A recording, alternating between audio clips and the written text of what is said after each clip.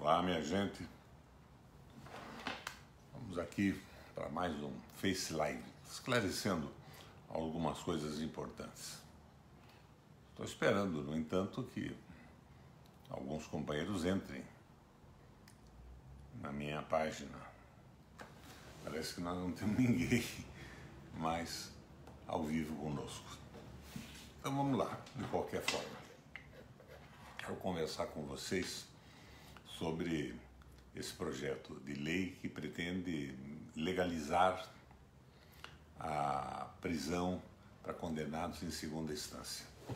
A iniciativa desse projeto partiu do meu gabinete, foi minha também.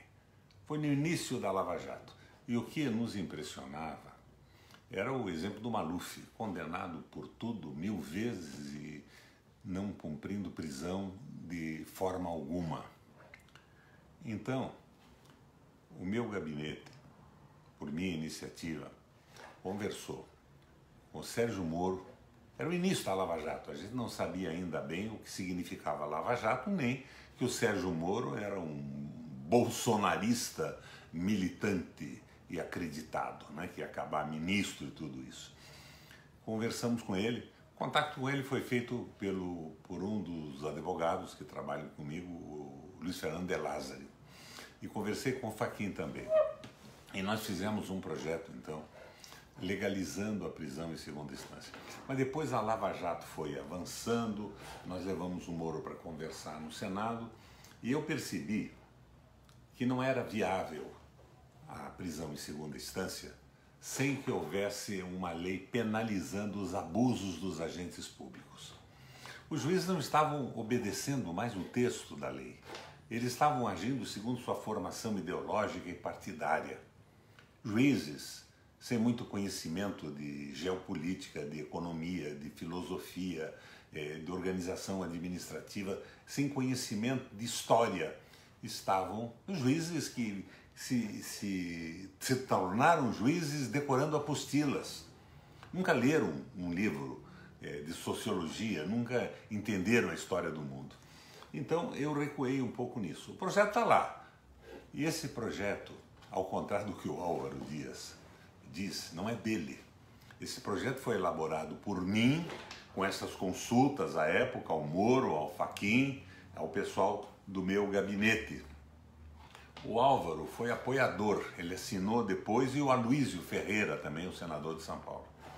Mas eu desisti do projeto, não impulsionei mais, porque eu acredito que só é viável essa condenação em segunda instância, que impede a procrastinação da paralisação do STJ e do Supremo Tribunal Federal em função do foro privilegiado, quando houver uma penalização clara para os abusos dos agentes públicos, todos, desde o fiscal de rendas municipal, estadual, federal, juízes, promotores e parlamentares também, qualquer agente público.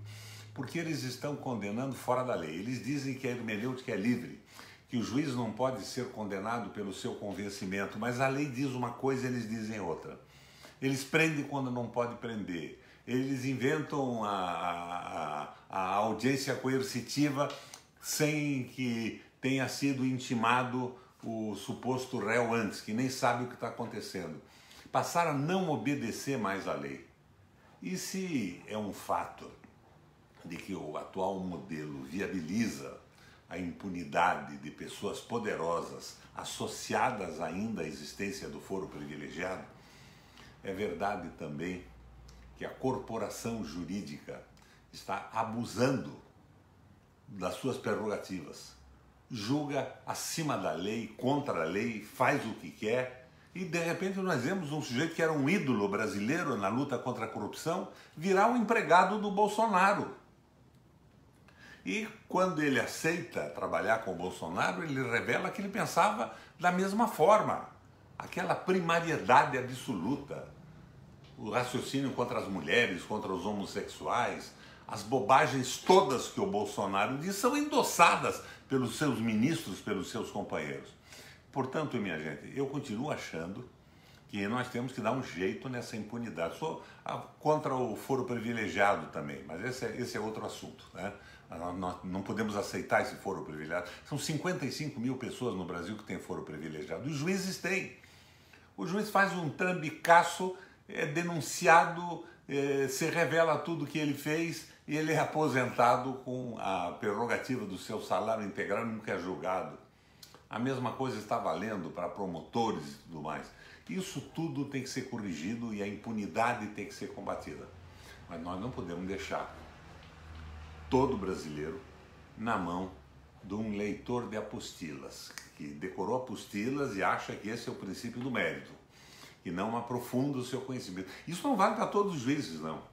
Tem gente muito boa na magistratura, mas está quieta, não sei porquê. Eu acho que é um momento político. Então o que eu quero esclarecer para vocês é o seguinte: fim desta possibilidade de não ser condenado, a não ser em instância final, ser condenado com a condenação de segunda instância seria interessante, mas só se a lei de abuso de autoridade firme e dura fosse votada e sancionada pelo presidente da República. Daí o abuso do juiz faria com que ele fosse visto conforme o tipo de delito que tivesse cometido. Acabava essa impunidade absoluta de eleitor de apostila, essa visão partidária, filosófica e ideológica. Vocês já pensaram? Você ser julgado por um juiz do seu município que é contra a teoria da evolução, que quer que o seu filho vista roupa azul e a sua filha cor-de-rosa, esse primitivismo, esse feudalismo na visão religiosa. Eles não evoluíram, eles regrediram, querem fazer o Brasil regredir. Eu lembro a todos vocês que a nossa Igreja Católica já foi assim, lá atrás, com Savonarola, o Torquemada, a Santa Inquisição, mas a Igreja evoluiu e nós temos hoje um Papa fantástico, que é o nosso Francisco.